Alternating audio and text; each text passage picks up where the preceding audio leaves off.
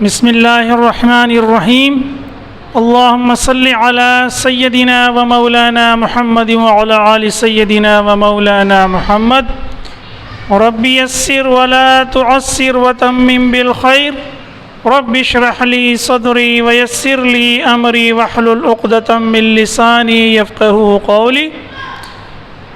ناظرین، importance of education, تعلیم کی اہمیت کے چوتھے لیکچر کے ساتھ حاضر ہیں۔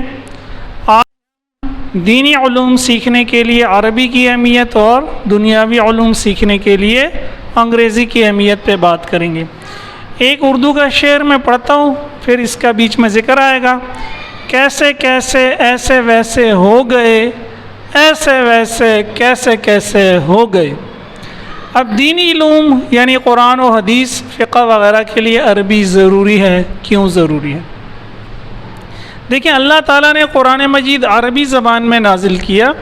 اس کی ایک وجہ یہ بھی تھی کہ جس قوم کی طرف نازل کیا وہ عربی زبان بولتے تھے، عربی زبان جانتے تھے۔ نبی پاک صلی اللہ علیہ وسلم کی زبان بھی عربی تھی۔ اب ہم لوگ اگر صرف عربی پڑھ رہے ہیں تو جو اللہ تعالیٰ نے قرآن مجید میں فرمایا ہے شروع میں، اعوذ باللہ من الشیطان الرجیم، الف لام میم ذالک الکتاب لا ریب فیہ، آیت نمبر 2، ذالک الکتاب لا ریب فیہ، یہ وہ کتاب ہے جس میں کوئی شک نہیں، ھدی للمتقین، ہدایت ہے متقیوں کے لیے، ڈرنے والوں کے لیے، پرہیزگاروں کے لیے۔ تو اللہ تعالیٰ کہہ رہے ہیں یہ کتاب ہدایت کی کتاب ہے۔ اس طرح سورہ بقرہ میں جہاں رمضان مبارک، رمضان کے روزوں کا ذکر ہے، نمبر 185 میں، شہر رمضان الذی انزل فیہ القرآن ھدی للناس، لوگوں کے لیے ہدایت ہے۔ تو جب یہ ہدایت ہے، اس ہدایت کو ہم پڑھیں گے، سمجھیں گے، پھر سمجھ میں آئے گا نا کیسے اللہ تعالیٰ نے اس کو ہدایت بنایا لوگوں کے لیے اور متقیوں کے لیے۔ اب اگر ہم صرف عربی پڑھتے جا رہے ہیں تو ثواب تو یقیناً ملے گا، جیسے علماء کرام فرماتے ہیں کہ الف لام میم 3 حروف ہیں، 30 نیکیاں تو مل گئیں۔ لیکن کیا اللہ تعالیٰ نے یہ قرآن مجید اسی لیے نازل کیا تھا کہ بس ہم عربی میں اس کو پڑھتے جائیں؟ بہتر یہ ہوگا کہ ہم کچھ وقت نکال کے اس کا ترجمہ بھی پڑھیں، کچھ تو سمجھ میں آئے گا کہ اللہ تعالیٰ چاہتے کیا ہیں، اللہ تعالیٰ اس میں فرماتے کیا ہیں۔ آپ کو جس عالم کا ترجمہ بھی اچھا لگتا ہے، کوشش کریں روز ایک آیت، ایک رکوع پڑھیں۔ اور اگر آپ عربی سے ترجمہ پڑھنا شروع کریں تو بھی آپ کو 100% جو ہے نا حقیقت میں بات سمجھ میں نہیں آئے گی۔ یہ شعر اس پہ دلیل ہے۔ کیسے دلیل ہے؟ اگر اس شعر کو آپ کسی کو کہیں کہ عربی میں ٹرانسلیٹ کر دے یا انگلش میں ٹرانسلیٹ کر دے اسی وزن پہ، ایک ایسا بندہ جس کو عربی بھی آتی ہو اور اردو بھی آتی ہو، تو یہ شعر کا جو وزن ہے وہ ترجمے میں پیدا نہیں ہوگا۔ کیسے کیسے ایسے ویسے ہو گئے، یعنی بڑے بڑے لوگ جو ہے وہ نام و نشان ہو گئے، اور ایسے ویسے کیسے کیسے ہو گئے، بے نام و نشان جو ہے بڑے بڑے ہو گئے۔ یہ علامہ اقبال کی جو شاعری ہے، فرد قائم ربط ملت سے تنہا کچھ نہیں، موج ہے دریا میں اور بیرون دریا کچھ نہیں، کوئی بھی شعر لے لے، خودی کے کوکر بلند اتنا کہ ہر تقدیر سے پہلے خدا بندے سے کچھ پوچھے، خدا بندے سے خود پوچھے بتا تیری رضا کیا ہے۔ اس کو کوئی انگریز دان جس کی انگریزی بہت اچھی بھی ہوگی، ان شعروں کو انگریزی میں ٹرانسلیٹ کرے گا تو یہ وزن پیدا نہیں کر پائے گا ان شعروں میں جو وزن ہے۔ بالکل اسی طرح اگر ہم صرف ترجمہ ہی پڑھتے رہیں گے تو ہمیں یہ پتہ نہیں چلے کہ اللہ تعالیٰ نے کہاں کس بات پہ زور دیا ہے۔ اس کے لیے تھوڑی بہت عربی سیکھ کے عربی زبان میں ہی سمجھنے کی کوشش کرنا ضروری ہے۔ ٹھیک ہے، اب 2 میں چھوٹے چھوٹے آپ کو واقعات سناتا ہوں۔ ایک دفعہ امریکہ میں ایک انگریز تھا جو ریسرچ کر رہا تھا مسلمانوں پہ، اسلام پہ۔ تو ایک مسجد میں آیا، وہاں اس نے لوگوں سے کہا بھائی میں اسلام پہ ریسرچ کر رہا ہوں، میں چاہتا ہوں کہ میں ویڈیو بناؤں آپ جو نماز کے دوران جو کام کرتے ہیں۔ جمعے کا وقت تھا، نماز جمعہ تھی۔ انہوں نے کہا ٹھیک ہے آ جائیں۔ تو اس نے ویڈیو بنائی چھوٹی چھوٹی، اور پھر جب جمعے سے فارغ ہو گئے، لوگ باہر نکلنے لگے تو کچھ لوگوں کو اس نے جمع کیا اور ان سے کچھ سوالات پوچھے۔ اس نے کہا جب آپ لوگ داخل ہوتے تھے مسجد میں تو سب جا کے منہ ہاتھ دھوتے تھے، یہ آپ لوگ کیا کرتے تھے؟ لوگوں نے کہا بھائی کہ ہم اللہ تعالیٰ کے لیے چونکہ حضور حاضری دے رہے تھے، ہم خود کو پاک کرتے تھے۔ اس نے کہا بڑی اچھی بات ہے، بڑی زبردست بات ہے، اپنے رب کے سامنے حاضر ہو رہے ہیں، خود کو پاک کر رہے ہیں، ماشاء اللہ بہت اچھی بات ہے۔ اس نے کہا اچانک ایک آدمی نے کچھ پڑھنا شروع کیا اور آپ سب لوگ لائنیں بنا کے سیدھے سیدھے کھڑے ہو گئے، یہ کیا تھا؟ اس نے کہا وہ بلاوا تھا کہ آ جائیں نماز کی طرف آ جائیں، تو ہم سب کھڑے ہوئے۔ اس نے کہا ماشاء اللہ بہت اچھی بات ہے، بہت اچھی بات ہے، آپ لوگوں کو یہ اتحاد و یکجہتی کا اور اجتماعیت کا درس دیتا ہے۔ پھر اس نے کہا کہ وہ آگے جو آدمی کھڑا تھا اس نے کچھ پڑھنا شروع کیا، وہ کیا پڑھ رہا تھا؟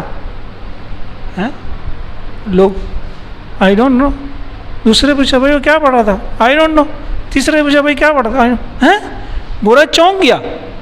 گورے نے کہا یار آپ کتنے عرصے سے نماز پڑھ رہے ہو؟ 20 سال سے۔ آپ کتنے عرصے سے پڑھ رہے ہو؟ 30 سال سے۔ آپ کو پتہ ہی نہیں ہے کہ آپ کیا پڑھ رہے ہیں؟ آپ اپنے رب سے کیا کہہ رہے ہیں آپ کو پتہ ہی نہیں ہے؟ سوچیں کتنی گہری بات ہے، ٹھیک ہے۔ اچھا دوسرا، فرض کریں ایک بادشاہ ہے، اس نے اپنے گورنر کو، صوبے کا گورنر لے لیں، ٹھیک ہے، پرانے زمانے میں جو گورنر ہوتے تھے با اختیار ہوتے تھے، ٹھیک ہے، تو اس نے اس کو ایک خط بھیجا۔ گورنر نے جب وہ خط ریسیو کیا، گورنر نے کیا کیا؟ اس خط کے ساتھ چوما، آنکھوں سے لگا، دل سے لگایا، اس پہ خوشبو لگائی، بڑے خوبصورت غلاف میں لپیٹ کے اس کو اوپر طاق میں رکھ دیا۔ کچھ عرصے بعد بادشاہ آیا، بادشاہ نے کہا یار وہ میں نے خط بھیجا تھا، اس میں نے کچھ احکامات لکھے تھے، ان باتوں پہ عمل ہو گیا؟ گورنر کہتا ہے بادشاہ سلامت، میں نے تو آپ کے خط کی اتنی توقیر کی، اتنی قدر کی، اس کو چوما، آنکھوں سے لگایا، خوشبو لگائی، دل سے لگایا، اور دیکھیں وہ میں نے سنبھال کے رکھا ہوا ہے۔ بادشاہ پوچھے گا میرے احکامات پہ عمل کیا؟ کیا جواب دے گا گورنر؟ ظاہر ہے نہیں کیا، اس کو تو پتہ ہی نہیں ہے احکامات کیا تھے۔ تو نعوذ باللہ کہیں ہمارا بھی یہ حال تو نہیں ہے؟ قرآن مجید میں اللہ تعالیٰ نے احکامات کیا دیے ہیں؟ ہماری ہدایت کے لیے نازل کیے، نبی پاک صلی اللہ علیہ وسلم نے تبلیغ قرآن مجید سے ہی کی ہے، ٹھیک ہے۔ اب میں چند مثالیں دیتا ہوں کہ عربی کی جو اہمیت ہے قرآن سمجھنے کے لیے وہ کیا ہے۔ سورۃ العصر مختصر سی صورت ہے لیکن بڑی اہم ہے۔ اللہ تعالیٰ نے فرمایا اعوذ باللہ من الشیطان الرجیم والعصر ان الانسان لفی خسر، والعصر قسم ہے زمانے کی، ان الانسان بے شک انسان، لفی خسر البتہ خسارے میں۔ یہ ترجمہ آپ پڑھ لیں گے تھوڑا آپ کو سمجھ میں آ جائے گا۔ الا الذین آمنوا وعملوا الصالحات، سوائے ان لوگوں کو جو ایمان لائے اور نیک عمل کرتے رہے۔ خیر، لیکن یہ جو اسلوب ہے والعصر قسم ہے زمانے کی، اللہ تعالیٰ نارملی قسم جب کسی چیز کی کھاتے ہیں تو آگے جو بات کہی جا رہی ہوتی ہے اس کی اہمیت کے لیے کہتے ہیں، تو والعصر زور دینے کے لیے بات پہ، ان زور دینے کے لیے، ان الانسان لفی فی سے پہلے جو لا لگ گیا یہ بھی تاکید کے لیے، خسر خسارے میں، اور بے شک تمام انسان خسارے میں۔ یہ جملہ خود ایک بہت ہی زوردار جملہ ہے، یعنی کہ فرض کریں کلاس میں 100 اسٹوڈنٹ ہوں، 5 ہو جائیں، 5 پاس ہو جائیں، 95 فیل ہو جائیں، میں کہوں کہ بھائی 5 پاس ہو گئے، اس میں زور نہیں ہے۔ میں کہوں گا یار میں کہوں گا یار سارے فیل ہو گئے سوائے 5 کے، سارے فیل ہو گئے سوائے 5، اب اس میں زور ہے۔ تو یہ اللہ تعالیٰ نے کہا کہ تمام انسان خسارے میں سوائے ان لوگوں کو جو ایمان لائے، نیک عمل کرتے رہے، ایک دوسرے کو حق بات کی تلقین اور صبر کی تلقین کرتے رہے۔ تو زور آپ کو تبھی سمجھ میں آئے گا جب تھوڑی سی عربی سیکھیں گے، آپ کو پتہ چلے گا کہ یہاں جملے پہ زور ہے۔ اسی طرح اللہ تعالیٰ نے فرمایا انا نحن نزلنا الذکر وانا له لحافظون، انا بے شک ہم نزلنا ہم نے نازل کیا، 3 دفعہ ہم، الذکر اس ذکر کو، اس قرآن کو، وانا له لحافظون اور ہم ہی اس کی حفاظت کرنے والے ہیں۔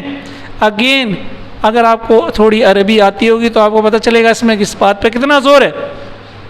پھر سورہ قمر میں اللہ تعالیٰ نے 4 دفعہ فرمایا وَلَقَدْ يَسَّرْنَا الْقُرْآنَ لِلذِّكْرِ فَهَلْ مِن مُدَّكِرٍ، اور بلا شبہ تحقیق ہم نے قرآن کو سمجھنے کے لیے آسان کر دیا، نصیحت حاصل کرنے کے لیے آسان کر دیا، یاد کرنے کے لیے آسان کر دیا۔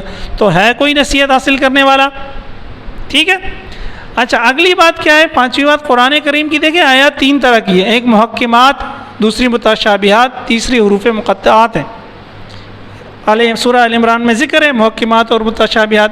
محکمات واضح ہیں، واقیموا الصلاۃ وآتوا الزکاۃ، اور نماز قائم کرو اور زکوٰۃ دو، ولا تقربوا الزنا، اور زنا کے قریب نہ جاؤ۔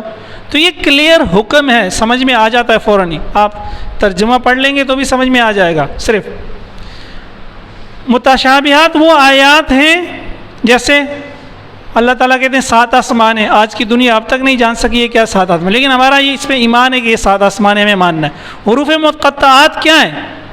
حروف مقطعات دیکھیں، جس دور میں قرآن نازل ہو رہا تھا اس وقت کے لوگ خود کو اہل زبان کہتے تھے، ان کو اپنی زبان پہ بڑا فخر تھا، ٹھیک ہے، اور ان کے جملوں میں حروف مقطعات یوز نہیں ہوتے تھے۔ تو جب یہ اتری صورت حروف مقطعات والی تو یہ تو ان کو پتہ تھا، اہل زبان والے تھے کہ یار ہے تو یہ بہت زوردار بات، لیکن یہ ہے کیا؟ الف لام میم کاف ہا یا عین صاد حامیم۔ تو ان پہ ایک دلیل ثابت ہوئی کہ بھائی یہ تو اللہ تعالیٰ کا ہی کلام ہے، اس لیے حروف مقطعات کے معنی حقیقت میں کسی کو نہیں پتہ، لیکن اس دور کے لوگوں کے لیے حجت تھی۔ اس طرح قرآن مجید کی سمجھنے کی اہمیت پہ ایک حدیث ہے، نبی پاک صلی اللہ علیہ وسلم نے فرمایا کہ جو شخص ایک آیت سمجھ کر پڑھے 100 نفل سے افضل ہے۔ 100 نفل پڑھنے کے لیے کتنا ٹائم ہوگا، لیکن ایک آیت سمجھ کر پڑھ لیں، عمل کریں، لوگوں کو پہنچائیں۔ اب کیسے سیکھیں اتنی عربی کہ ہمیں قرآن سمجھ میں آ جائیں؟ دیکھیں اللہ تعالیٰ نے ہمارے لیے آسانی پیدا کی ہے، دین اسلام بہت آسان دین ہے، دین فطرت ہے۔ قرآن مجید میں جو الفاظ ہیں وہ بار بار ریپیٹ ہو رہے ہیں، کل تقریباً 78,000 کے قریب الفاظ ہیں، ایگزیکٹ مجھے یاد نہیں ہے، لیکن میں آپ کو مثالیں دیتا ہوں۔ یا ایھا الذین آمنوا مدنی صورتوں میں بار بار یا ایھا الذین تقریباً 90 کے قریب آیات ہیں۔ تو یا ایھا الذین آمنوا، یا ایھا اے الذین وہ لوگ آمنوا جو ایمان لائے، اگر آپ نے یہ ترجمہ سیکھ لیا تو 90 دفعہ یہ 3 الفاظ آئیں تو 90 3 270 الفاظ کا آپ نے ترجمہ سیکھ لیا۔ قل کہہ دیجئے، قل کہہ دیجئے، قل کتنی دفعہ ہے قرآن مجید میں؟ تو بار بار ریپیٹیشن ہے۔ پھر ماشاءاللہ علماء جانتے ہیں گردان ہوتی ہے، قال یقول، قال یقول یقولون، تقول تقولون، اقول نقول، تو یہ گردانیں اگر آپ کو آئیں گی تو بھی آپ کو سمجھنا آسان ہو جائے گا۔ قال قولوا قلتا قلتم قلتو قلنا، یقول یقولون، تقول تقولون، یہ گردانیں ہیں، ٹھیک ہے نا عربی کی۔ تو قرآن مجید کے کچھ کورسز ہیں، لوگوں نے محنت کی ہے، ڈاکٹر عبدالعزیز عبدالرحیم نے 2 شارٹ کورسز ڈیزائن کیے ہیں، ان میں انہوں نے 225 ایسے الفاظ سکھائے ہیں جو قرآن مجید میں خود بار بار آتے ہیں یا ان سے کچھ الفاظ بنتے ہیں، جیسے میں یہ آپ کو مثال دے رہا ہوں نا، فعلا اس نے کیا، فعلو ان سب نے کیا، فعلتا آپ نے کیا، فعلتم آپ سب نے کیا، فعلتو میں نے کیا، فعلنا ہم نے کیا۔ تو اسی طرح اس فعلا سے بہت سے الفاظ بنتے ہیں، اس طرح کے اس کو ہم کہتے ہیں روٹ۔ یہ روٹس اور کچھ 225 الفاظ آپ سیکھ لیں تو امید ہے آپ 50% سے زیادہ قرآن مجید سیکھ لیں گے۔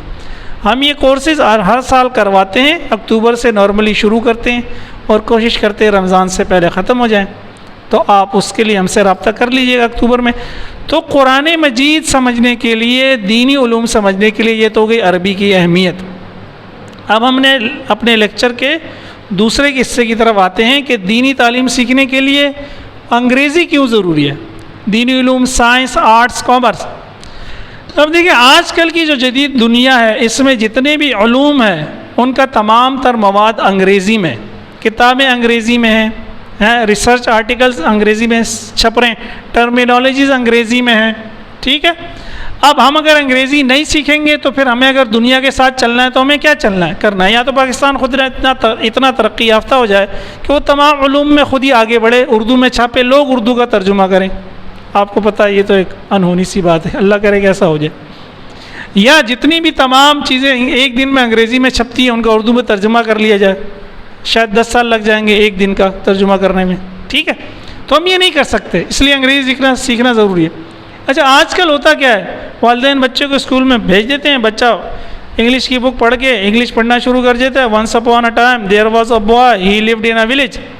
والدین خوش، ہاں میرے بچے کو تو انگریزی آ گئی۔ ارے بھائی اس سے مطلب تو پوچھو، مطلب کیا ہے بیٹا؟